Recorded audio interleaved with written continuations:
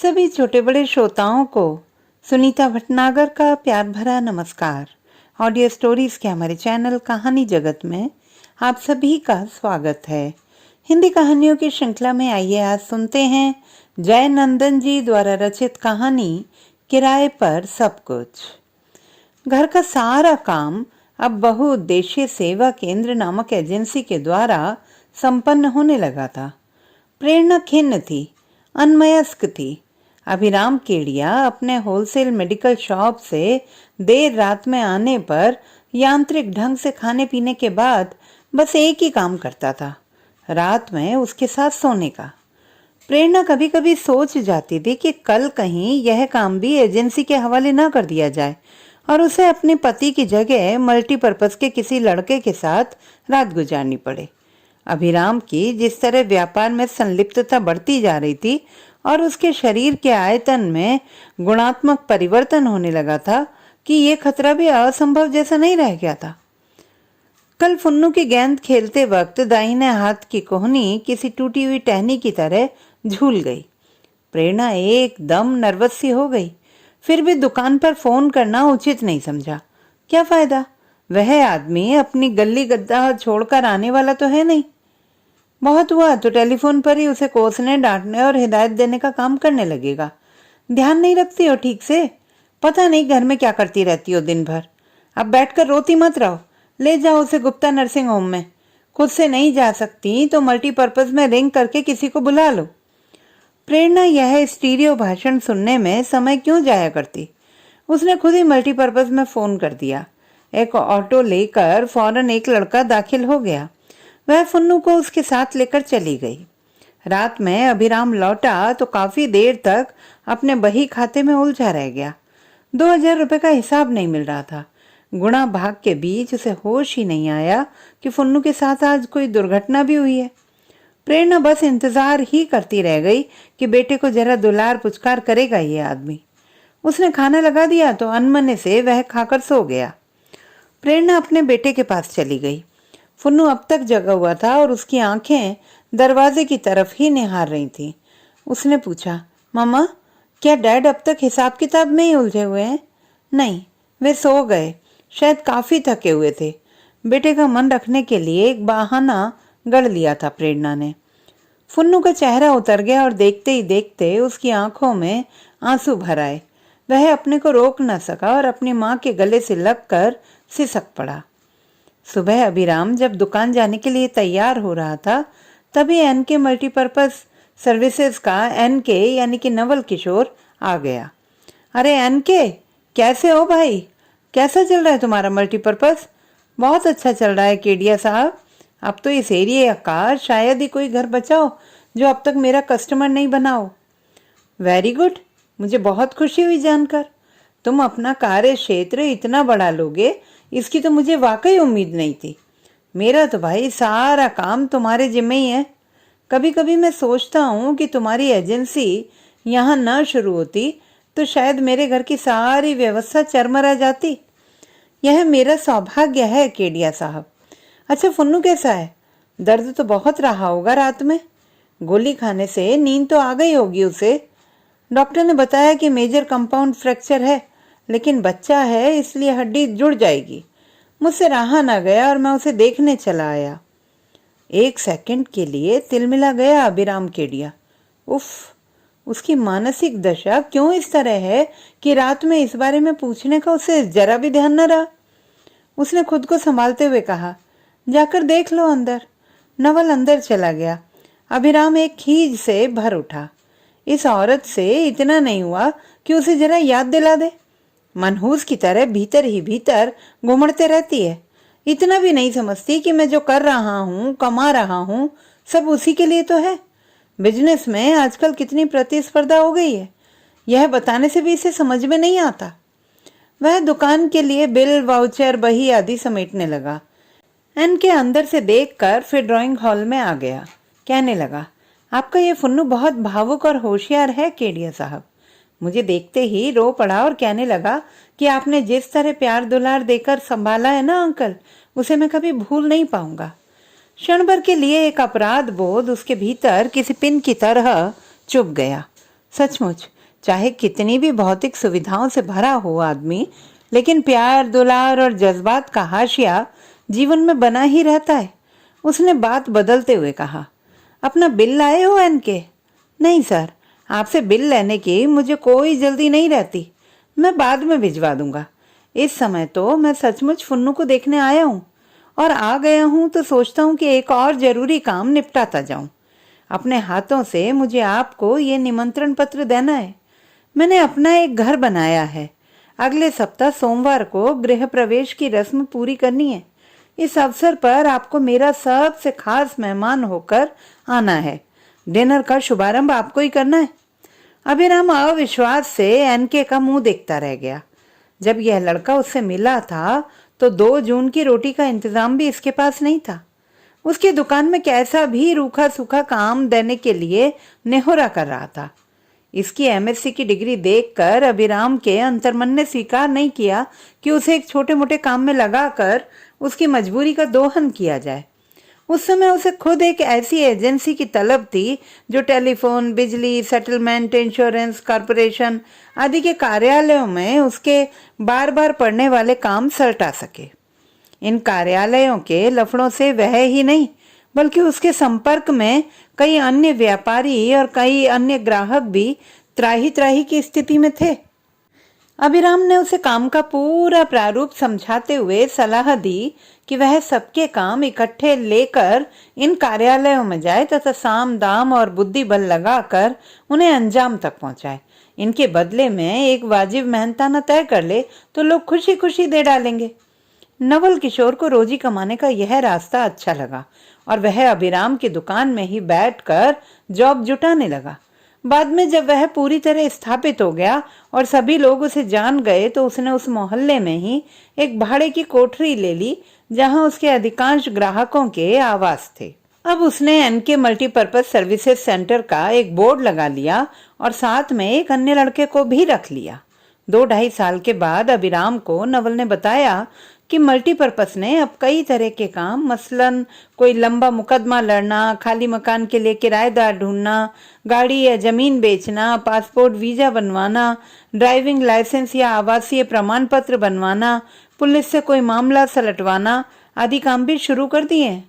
इसके लिए अब स्थायी रूप से और भी 6-7 लड़के बहाल करने पड़े। कुछ लड़के पार्ट टाइमर हैं जो काम बढ़ जाने पर कभी भी बुला लिए जाते हैं। इसी तरह एक एक सीढ़ी चढ़ते हुए एनके आज इतनी ऊंचाई पर पहुंच गया कि ऐसे पार्श इलाके में अपना मकान बनवा लिया है। अभिराम ने कहा, भाई एनके, तुम्हें तो मैंने सिर्फ एक आइडिया भर दिया था, उसे साकार तो तुमने अपनी मेहनत लगाकर किया है। इस श्रेय के हकदार तुम खुद ही हो। मुझे इतना मान क्यों दे रहे हो? तुम जानते हो कि मेरा खुद का काम ऐसा है कि जरा सी भी मुझे फुर्सत नहीं देता।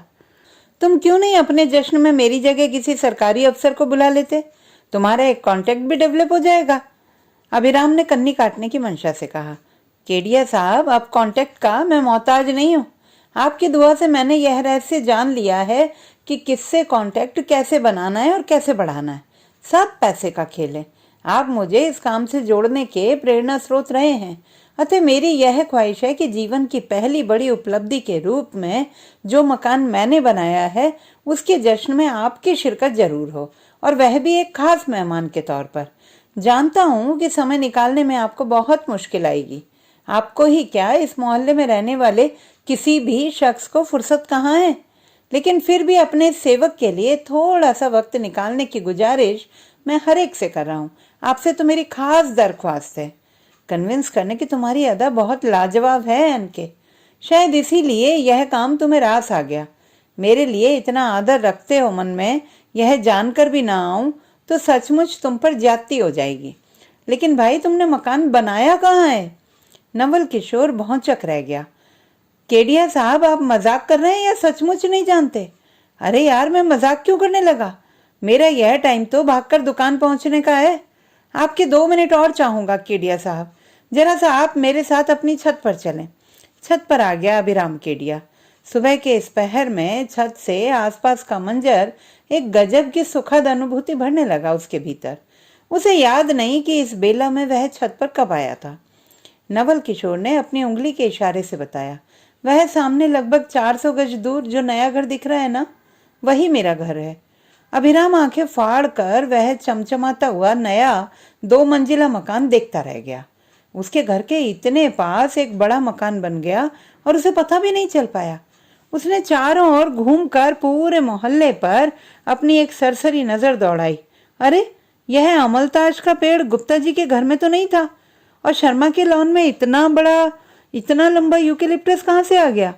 तिवारी जी की खिड़की से एक लड़की और उसके सामने ठाकुर जी की खिड़की से चिपके एक लड़के के बीच ये क्या इशारेबाजी हो रही है?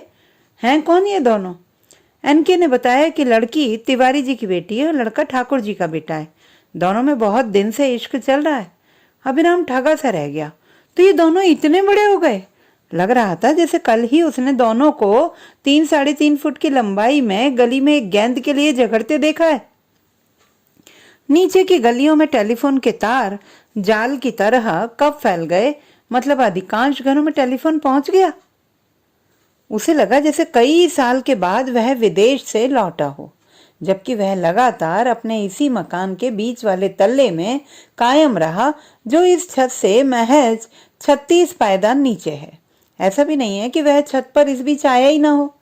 गर्मियों में तो अक्सर बिजली गुल के समय छत पर ही सोया, लेकिन बिजली आते ही आंखें मलते हुए सीधे नीचे उतर गया। कभी जरूरत ही नहीं समझी कि 2-1 मिनट ठहर कर आसपास निहार ले। पहले तो एक एक परिवर्तन पर उसकी निगाह रहती थी। आखिर जीने का ये कौन सा ढंग उसने कब अख्तियार कर लिया? उसने मन ही मन विचार किया कि कभी फुर्सत में इस पर सोचेंगे, अभी तो दुकान पहुंचने की जल्दी है। उसने घड़ी देखी। ओ माय गॉड, 8 बज गए। 8:30 बजे उसे दुकान पर पहुंचना है, वरना कई होलसेल कस्टमर वापस हो जाएंगे। एक्सक्यूज मी एनके, मुझे देर हो रही है। फटाफट वह नीचे उतर गया। नाश्ते के टेबल पर प्रेरणा और फुन्नू बैठे थे। उसने जल्दी जल्दी 1-2 पराठे चबा लिए और बिना चाय पिए ही बैग उठा लिया। जाते जाते ठिठक कर उसने कहा, तो तुम लोगों ने डांट खाने के डर से मुझे रात में हाथ टूटने के बारे में याद तक नहीं दिलाया, लेकिन फिर भी मुझे सारी खबर हो गई। हाथ लहराते हुए वह चला गया। प्रेरणा सन्न रह गई। मतलब वह अब अपने परिवार के बीच संवाद और सूचनाओं के आदान प्रदान भी एजेंसी के ही मार्फत होंगे। प्रेरणा को अपने भाई की शादी में इंदौर जाना था। पिता की 2-3 चिट्ठियां आ गई थी। उन्होंने लिखा था कि हम यह 100% मानकर चल रहे हैं कि तुम अभिराम को साथ लेकर आ रही हो। वे शायद जानते थे कि अभिराम को लेकर आना आसान नहीं है। ठीक यही हुआ। उसने इनकार करते हुए प्रेरणा को समझा दिया, तुम जानती हो कि मेरा जाना कतई मुमकिन नहीं है। मैं ज्यादा से ज्यादा शादी में 1 दिन के लिए आ सकता हूँ, लेकिन तुम इत्मीनान से रहो, तुम अकेले नहीं जाओगी। मैं एनके को आज ही फोन कर देता हूँ, वह कोई रिलायबल लड़का तुम्हारे साथ भेज देगा। प्रेरणा ने बड़े बुझे मन से कहा, पापा इसका बहुत बुरा मानेंगे। एक बार मम्मी को मामा ने अपने नौकर के साथ इंदौर भिजवा दिया था। पापा एकदम गुस्से से लाल हो गए थे। तुम्हारे भाई को इतनी भी फुर्सत नहीं मिली कि अपनी बहन को खुद से पहुंचा दे। रिश्तेदारी में और रखा ही क्या है?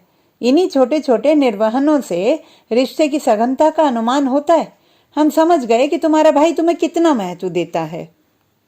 तुम्हारे पिता ने ऐसा कहा, और उनका ये ख्याल है कि साथ आने जाने से ही रिश्तों में निहित घनिष्ठता उजागर होती है, तो ये जरूरी नहीं कि वे सही थे और तुम्हारे मामा गलत थे। मैं तो कहूंगा कि बदलते वक्त के अनुरूप तुम्हारे मामा की समझ ही ठीक थी। मेरा अपना निर्णय तो इस वाक्य को सुनकर और भी पुख्ता हो गया है। मल्टीपर्पज के लड़के के साथ तुम्हारा जाना कहीं से भी अनुपयुक्त नहीं है। हो सकता है तुम्हारे मामा के नौकर में कुछ अपात्रता रही हो, लेकिन मल्टीपर्पज आज एक रेप्यूटेटेड ब्रांड है। इसके लड़के तत्पर, शिक्षित और समर्पित हैं। रास्ते में तुम्हारी सहूलियत का ख्याल जितना वे रख सकेंगे, उतना तो शायद मैं भी नहीं रख सकूंगा। इतने ठोस अनुशंसा और प्रस्तावना के बाद प्रेरणा के कुछ भी कहने का कोई फायदा न था, न कोई औचित्य था। उसने अपनी मूक सहमति दे दी। मल्टीपर्पज के लड़के के साथ ही वह चली गई इंदौर। बाद में ऐसा हुआ कि अभिराम शादी में भी 1 दिन के लिए भी न जा सका।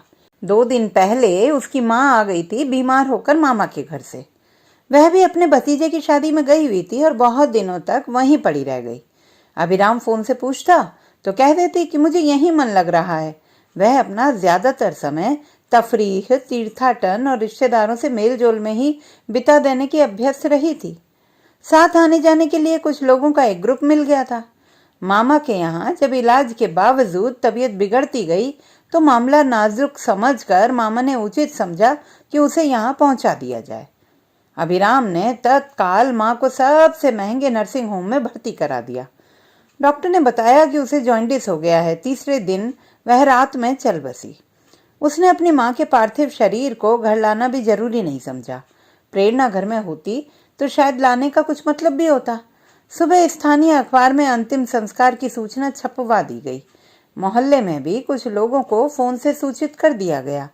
अर्थी निकलने का जब समय हो गया तो पड़ोस के सिर्फ 3 आदमियों ने अपनी उपस्थिति दर्ज कराई थी। अभिराम को किसी ने याद दिलाया कि आज भारत और पाकिस्तान के बीच एक अति रोमांचक और संघर्षपूर्ण क्रिकेट मैच हो रहा है, जिसके प्रसारण देखने के लिए लोग अपने अपने टीवी सेट से चिपके हुए हैं। अभिराम को आभास हो गया कि अब और कोई नहीं आएगा। इन 4-5 वर्षों में आखिर वह भी तो किसी की शव यात्रा या श्राद्ध में शामिल नहीं हुआ। उसने मल्टीपर्पज को फोन लगाया और कहा कि शव यात्रा निकालने के लिए अविलंब 10 लड़कों को भेज दें। आधे घंटे में 10 लड़के हाजिर हो गए। पड़ोस के जो 2-3 जन आए थे, अभिराम ने उनकी भी छुट्टी कर दी। बेकार आप लोग जहमत क्यों उठाएंगे, लड़के आ गए हैं, काम हो जाएगा। आने के लिए बहुत बहुत शुक्रिया। लड़कों ने मिलजुल कर अपने कंधों पर अर्थी उठा ली और ट्रक पर लोड कर दी। शमशान घाट पर लकड़ी से भी जलाने का प्रबंध था और विद्युत शवदाह गृह भी था। लकड़ी में पूरी तरह जलाने के लिए 3-4 घंटे का समय चाहिए था। उसने फर्नेस को ही उचित समझा। कोई झंझट भी नहीं था और पौन घंटे में काम समाप्त। अभिराम ने एक डब्बे में अस्थि भस्म ले लिया और उसे मल्टीपर्पज के लड़कों को सुपुर्द करते हुए हिदायत कर दी कि वे कल ही जाकर इन्हें 4 प्रमुख नदियों में विसर्जित कर दें। प्रेरणा जब वापस आई तो माँ की मृत्यु के 20-25 दिन हो गए थे। उसे अब तक इसकी कोई जानकारी ही नहीं थी। आने के 7-8 दिन बाद मल्टीपर्पज की ओर से एक बिल आया, जिसमें बिल फॉर फ्यूनरल प्रोसेशन लिखा हुआ था। पूछने पर लड़के ने उसे पूरी जानकारी दी। वह हैरान रह गई। माँ के मरने की खबर भी उसे एजेंसी से मिल रही है। अभिराम ने फोन करने की या यहाँ आ जाने पर भी खुद से बताने की कोई जरूरत ही नहीं समझी। क्या माँ का मरना भी आज के वक्त में एक मामूली वाकया हो गया? सास बहुत मानती थी उसे और जाने के समय उसने कहा था, जब मैं मायके से लौट कर आऊंगी बहू तो तुम्हें अपने साथ भारत भ्रमण पर ले चलूंगी। अभिराम तो तुम्हें सामने वाले पार्क में भी साथ नहीं ले जाएगा। प्रेरणा को लगा कि इस घर में अब उसे प्यार करने वाला कोई नहीं रहा और वह सचमुच बहुत अकेली हो गई है।